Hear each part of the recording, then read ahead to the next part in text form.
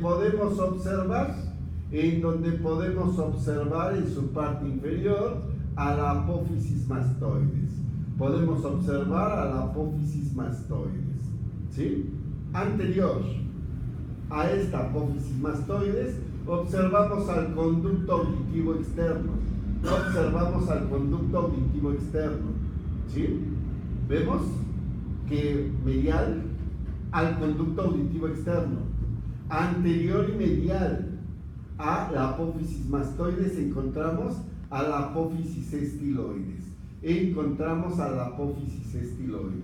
Entre la apófisis estiloides y la apófisis mastoides se encuentra este agujero, que es el agujero estilomastoideo.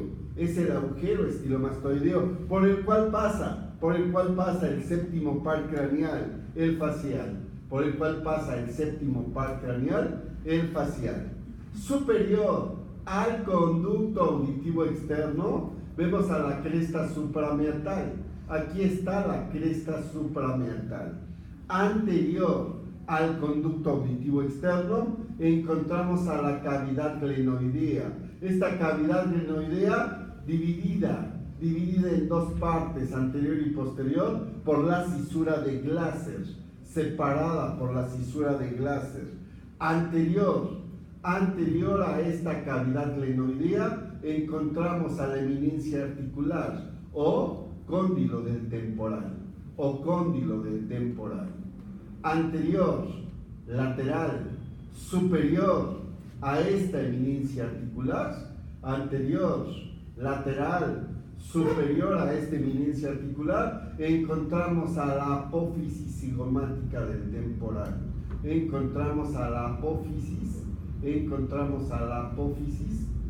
Cigomática del temporal.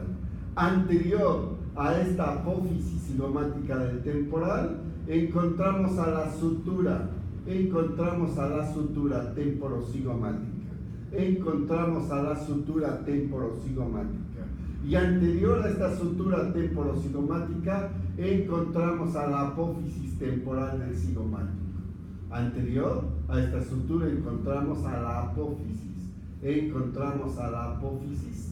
¿sí?, temporal del cigomático. Anterior a esta apófisis temporal del cigomático, encontramos la sutura, ¿sí?, cigomático maxilar, ¿sí? Anterior y medial a ella, encontramos a la cara anterior de la apófisis piramidal. Del maxilar. Y posterior a ella, encontramos a la cara posterior. De la apófisis piramidal del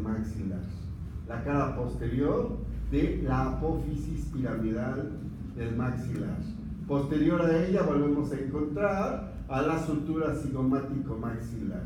Y posterior a ella encontramos a la carilla temporal del cigomático.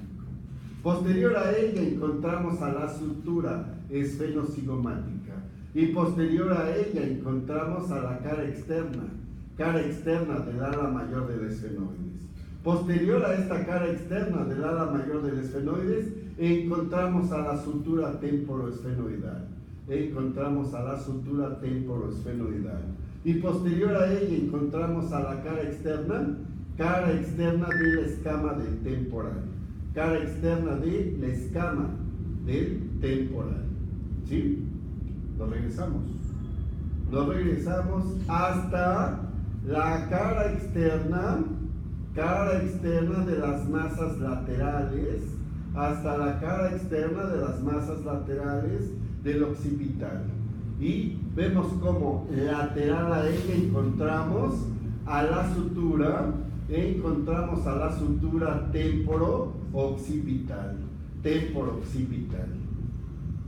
Lateral, anterior a esta sutura, encontramos a la cara inferior de la porción petrosa del temporal.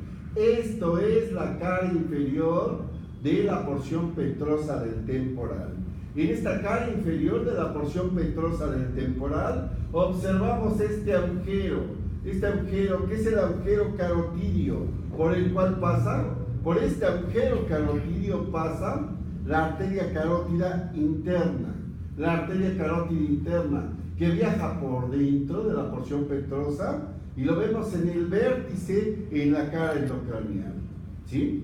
Vemos cómo su borde posterior de esta porción petrosa, su borde posterior de esta porción petrosa y el borde lateral de las masas laterales forma cada una de ellas una carilla que se llama carilla yugular. Esta es la carilla yugular del temporal. Esta sería la carilla yugular del occipital. Las dos carillas forman esta depresión llamada fosa yugular, por la cual sale la vena yugular interna, Esta fosa yugular, ¿sí? Esta fosa yugular forma parte de todo este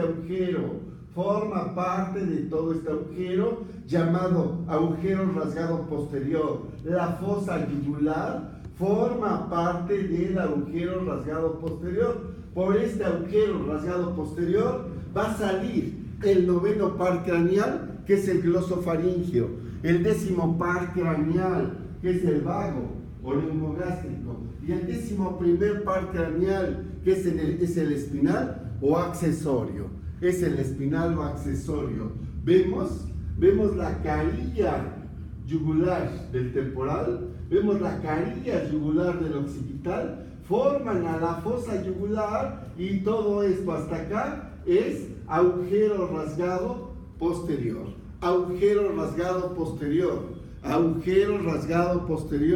por el cual pasa 9º glosofaringeo, 10º vago neumogástrico, 11º espinal o accesorio. ¿Sí? ¿Alguna pregunta de nuestra vista inferior?